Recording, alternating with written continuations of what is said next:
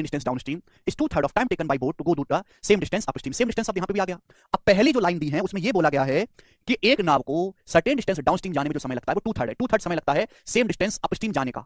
Upstream जाने में जितना समय लगता है डाउनस्ट्रीम में उसका 2/3 समय लगता है। ठीक है बच्चे, आप बोलोगे हाँ सर ऐसा ही बोला गया है, यानी कि डाउनस्ट्रीम में जो टाइम लगता है वो अपस्ट्रीम का 2/3 है। टाइम का रेशियो आपको दिया टाइम का, तो स्पीड का रेशियो उल्टा होना चाहिए। डाउनस्ट्रीम और अपस्ट्रीम की स्पीड का रेशियो रिवर्स हो जाएगा 3-2। आप बोलोगे हाँ जी सर रिवर्स हो गया, रेशियो तो 3-2। अब आगे क्या बोला है, if 2 times the speed of boat in still water is 10 kilometre per hour more than 7 times the speed of stream, then what is the speed of stream? बहुत बेहतरीन सवाल बच्चे।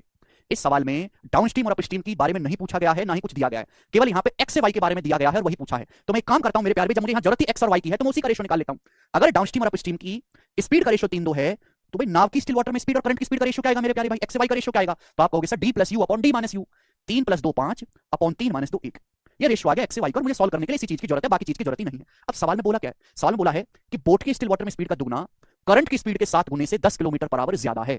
बोट की स्टिल वाटर में स्पीड क्या होती है x, x का जो दुगना है, करंट की स्पीड कितनी होती है वाई, वाई के 7 गुने से 10 किलोमीटर पर आवर ज्यादा है। ऐसा सवाल कह रहा है, ये लाइन सवाल में कही गई है, पढ़ो ढंग से। आप बोलोगे हाँ सर कहा तो है कि बोट की शांत जल में जो चाल है उसका दुगना धारा की गति के 7 गुने से 10 किलोमीटर पर आवर ज्यादा है। अब मुझे एक्स से वाई का रेशियो पता है तो भैया मैं रेशियो से ही कर लूंगा। अगर एक्स की वैल्यू 5 है तो वाई की वैल्यू 1 यहाँ रखते हैं। एक्स की वैल्यू 5 है तो 2 × 5 = 10, वाई की वैल्यू 1 है मेरे दोस्तों तो 7 × 1 = 7, बराबर आएगा जी 10 किलोमीटर पर आवर। ये बात समझ में? आप बोलोगे हाँ जी सर एक्स की वैल्यू 5 यूनिट है तो वाई की वैल्यू 1 है तो 5 × 2 = 10, वाई की वैल्यू 1 है 7 × 1 = 7, 10 - 7 आएगा 3, तो 3 यूनिट की वैल्यू आ गई 10 किलोमीटर पर आवर। 3 यूनिट की वैल्यू, तो 1 यूनिट की वैल्यू क्या आएगी, 1 यूनिट की वैल्यू क्या आएगी, 1 की वैल्यू आएगी 3 नीचे चला जाएगा 10/3, 1 यूनिट की वैल्यू आ गई 10/3 किलोमीटर पर आवर। आपसे क्या पूछा है बच्चे, आपसे धारा की गति पूछा है, धारा की गति है 1 यूनिट और मैंने 1 यूनिट की वैल्यू निकाली भाई 10/3। 10/3 का मतलब पहला ऑप्शन आ गया 3:1/3, 3:1